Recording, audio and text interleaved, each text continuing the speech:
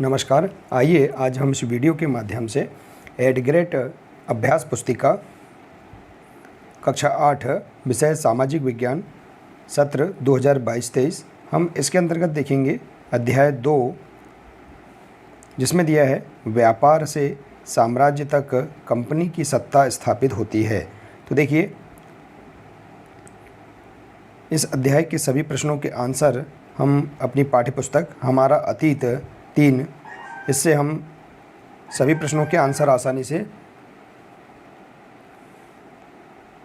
लिख सकते हैं। तो आइए देखते हैं इन प्रश्नों के आंसर हम कैसे हल करेंगे। देखिए, यदि आप इसी प्रकार से इसके आगे के सभी अध्याय के संपूर्ण हल देखना चाहते हैं तो आप हमारे इस चैनल को सब्सक्राइब अवश्य कर लें, बेल आइकन को प्रेस कर लें ताकि आने वाले सभी महत्वपूर्ण वीडियो सबसे पहले आप तक पहुंचते रहेंगे। तो आइए देखते हैं अध्याय 2 के सभी प्रश्नों के आंसर पाठ्यपुस्तक से। देखिए, प्रश्न पहला है, किस पुर्तगाली यात्री द्वारा भारत तक पहुंचने के लिए समुद्री मार्ग का पता लगाया गया था।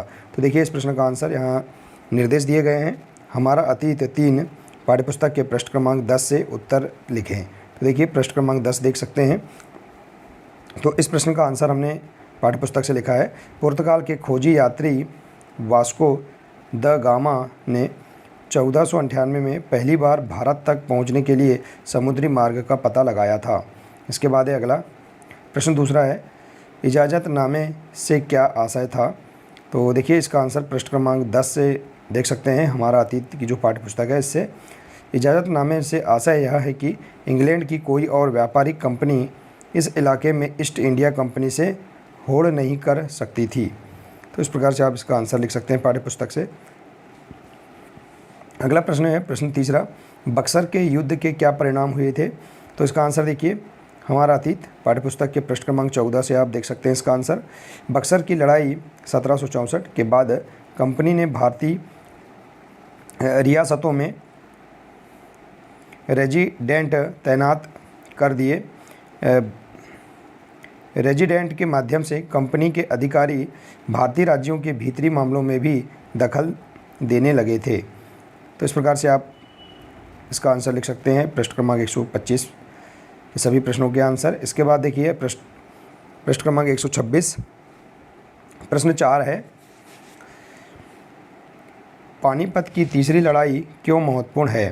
तो देखिए, इसका आंसर पृष्ठ क्रमांक 18 से हमारा अतीत पाठ्यपुस्तक से। इसका आंसर है 1761 में पानीपत की तीसरी लड़ाई में हार के बाद दिल्ली से देश का शासन चलाने का मराठों का सपना चूर चूर हो गया। उन्हें कई राज्यों में बांट दिया गया। इन राज्यों की बागडोर सिंधिया, होलकर जैसे अलग अलग राजवंशों के हाथों में थी। तो इस प्रकार से आप इसका आंसर लिख सकते हैं। इसके बाद है अगला प्रश्न, यूरोप के बाज़ारों में भारत की किन वस्तुओं की मांग अधिक थी। तो देखिए, इसका आंसर पृष्ठ क्रमांक 10 से देख सकते हैं। यूरोप के बाज़ारों में भारत के बने बारीक सूती कपड़े और रेशम की ज़बरदस्त मांग थी। इनके अलावा काली मिर्च, लौंग, इलायची और दालचीनी की भी ज़बरदस्त मांग रहती थी। इसके बाद अगला प्रश्न है प्रश्न 6वां है, सहायक संधि की शर्तें क्या थी। तो देखिए, इसका आंसर पृष्ठ क्रमांक 15-16 से देख सकते हैं। आंसर है, जो रियासत इस बंदोबस्त को मान लेती थी उसे अपनी स्वतंत्र सेनाएं रखने का अधिकार नहीं रहता था।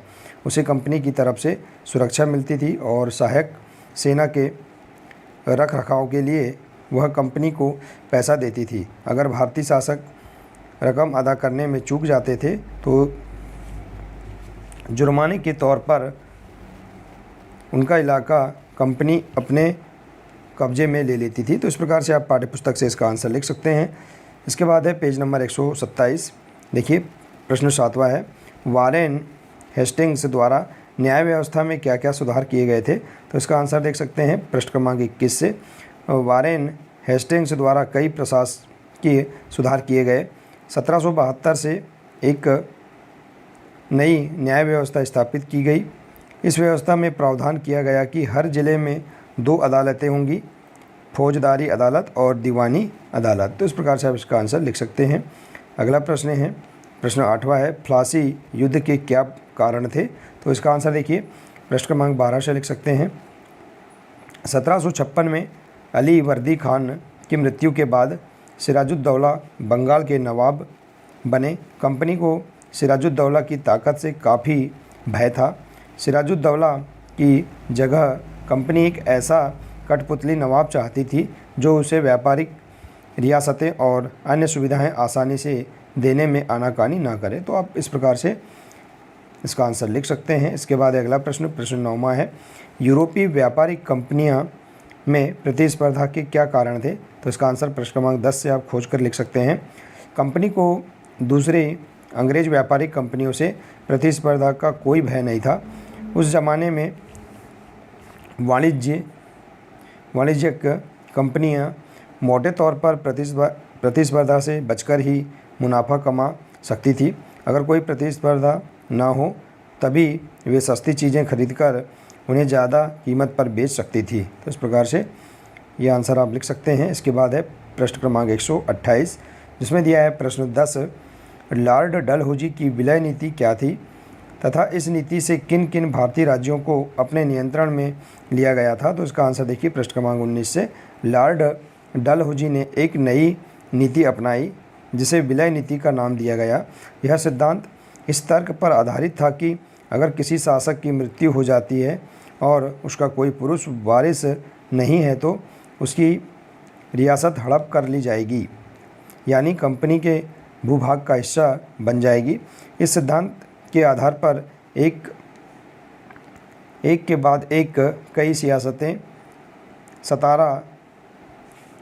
रियासतें सतारा, जब संबलपुर, उदयपुर, नागपुर और झांसी अंग्रेज़ों के हाथ में चली गई थी। तो इस प्रकार से आप इस प्रश्न का आंसर लिख सकते हैं। तो देखिए इस प्रकार से हम यहाँ पर इस अध्याय के सभी प्रश्नों के आंसर पाठ्यपुस्तक हमारा अतीत